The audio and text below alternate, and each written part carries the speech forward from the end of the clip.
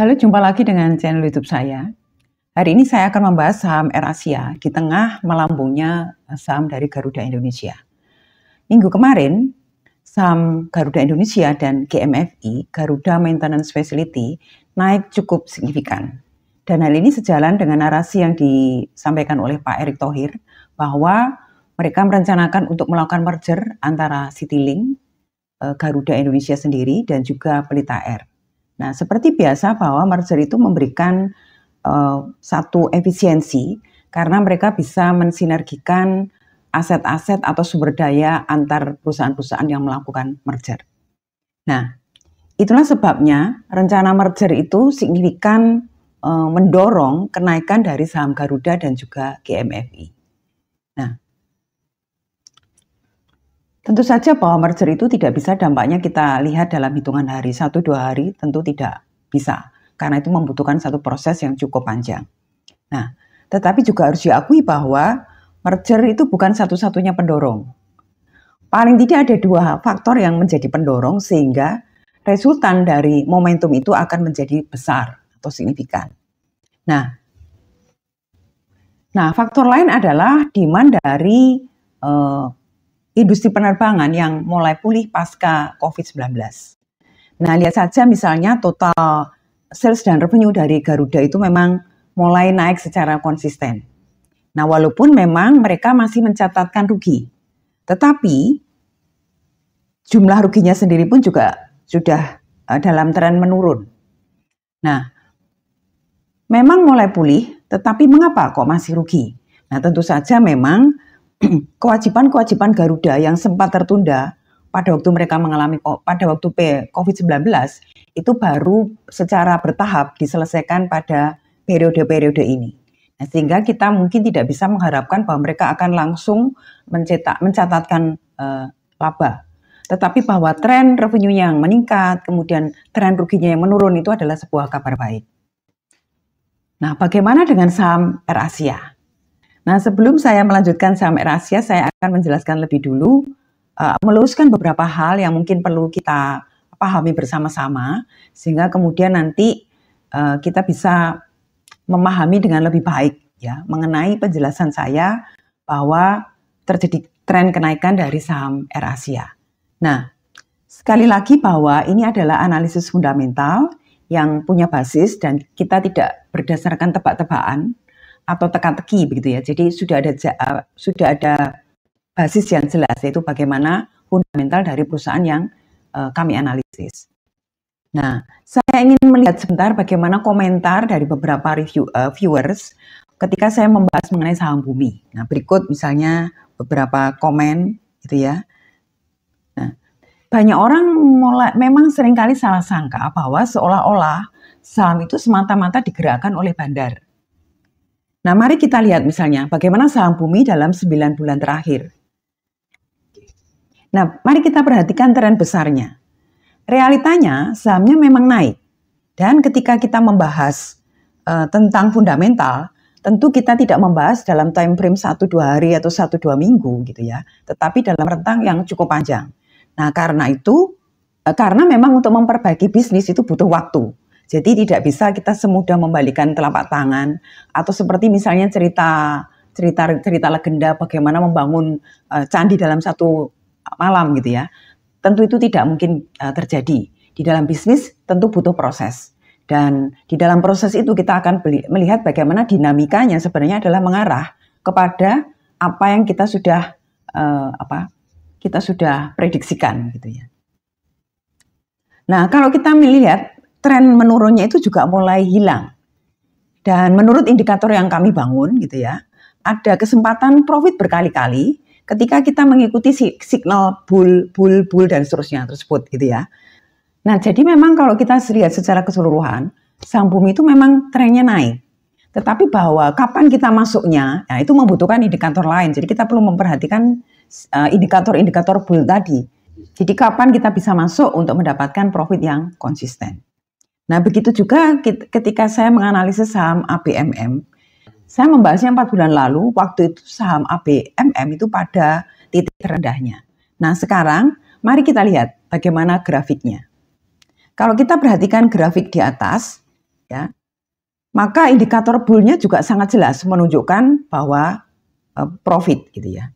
Nah, jadi perlu saya ulangi sekali lagi bahwa ketika saya misalnya memprediksi bahwa saham ini bagus, bukan berarti itu saham itu akan bergerak secara linier gitu ya. Karena tentu saja akan ada faktor-faktor lain yang memang perlu dipertimbangkan. Nah, ibaratnya misalnya kita perang, itu kita tidak bisa hanya mengandalkan misalnya jet tempur super canggih. Tetapi kita butuh juga tentara darat, kita juga butuh angkatan laut dan sebagainya. Di dalam kita menganalisis saham, kita juga perlu mempertimbangkan faktor-faktor lain. Jadi ketika kita menganalisis, setelah kita melihat gambaran besarnya, peta besarnya di dalam fundamental dan menunjukkan tren yang baik gitu ya saham tersebut, maka ketika kita akan masuk, kita juga perlu memperhatikan indikator-indikator detail lain. Sehingga kemudian kita tidak salah untuk mengambil keputusan. Selama beberapa minggu terakhir saya memang membahas mengenai saham-saham strategi. Selama beberapa minggu terakhir memang saya membahas mengenai strategi trading per sektor. Tetapi memang secara rata-rata kita lebih berminat bagaimana analisis mengenai saham tertentu, apakah bagus ataukah jelek gitu ya. Nah, tetapi sebenarnya tanpa kita memahami basis teori itu kita akan menjadi orang yang bingung karena kita akan kebanjiran banyak informasi dan kita tidak tahu bagaimana kemudian memanfaatkan informasi itu untuk mengambil keputusan. Apalagi sekarang ini kontroversi itu adalah jalan menuju viral. Sehingga banyak teori-teori baru yang dimunculkan seolah-olah menjungkir balikkan basis-basis yang sudah ada. Tetapi sebenarnya tidak begitu juga gitu ya. Jadi meskipun ada hukum relativitas Einstein, ada teori kuantum, tetapi hukum gravitasi Newton itu tetap diperlukan sampai sekarang untuk desain-desain teknologi tertentu. Selalu ada pakem-pakem dasar yang memang itu menjadi sebuah basis yang tidak begitu saja kita jungkir balikan gara-gara pengetahuan temporary yang kemudian dengan cepat menyimpulkan bahwa teori ini tidak berlaku. Tidak begitu juga. Bagaimanapun basis-basis fundamental, teori-teori basic principle itu tetap akan berlaku dan itu mendasari memang perkembangan-perkembangan berikutnya. Nah oke, kembali ke saham AirAsia. Mengapa saya mengatakan saham ini akan bagus? Nah, pertama memang bahwa sekarang ini wisatawan mancanegara itu memang belum sepenuhnya pulih pasca COVID. Dan trennya tentu akan makin membaik. Seiring dengan menggeliatnya ekonomi di berbagai negara, kemudian pemulihan indikator-indikator ekonomi, dan tentu saja ketika kesejahteraan meningkat, maka wisata itu juga akan ikut pulih. Nah, dan demand-nya mulai stabil, dan tanda-tanda membaik itu sudah bisa kita baca. Gitu ya. Jadi AirAsia itu adalah salah satu maskapai yang punya reputasi yang bagus, dan dia juga punya akses yang cukup besar di negara-negara di wilayah Asia. Jadi secara potensi AirAsia memang perusahaan yang bagus. Tetapi memang masih ada resisten yang kuat. Apa resisten tersebut? Ya, resistennya adalah bahwa perusahaan itu memang masih mencatatkan rugi hingga sekarang.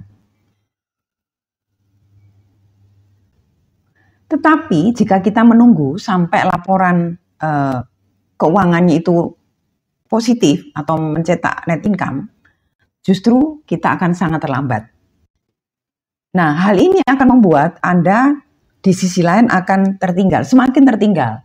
Karena Anda selalu khawatir, karena Anda makin merasa bahwa Anda telat untuk masuk. Jadi Anda kemudian tidak pernah mendapatkan benefit dari kenaikan saham AirAsia tersebut. Nah, yang kedua adalah ketika orang melihat saham Garuda naik, mereka akan mencari-cari gitu ya. Dan menghitung-hitung kira-kira perusahaan sejenis apa lagi yang akan mengikuti jejak dari Garuda. Nah, dalam hal ini tentu saja AirAsia. Nah, oke, demikian analisis saya mengenai AirAsia. Bijaklah dalam berinvestasi dan mempergunakan perhitungan-perhitungan yang rasional. Tentu saja fundamental itu adalah alat yang baik untuk menjadi basis kita mengambil keputusan.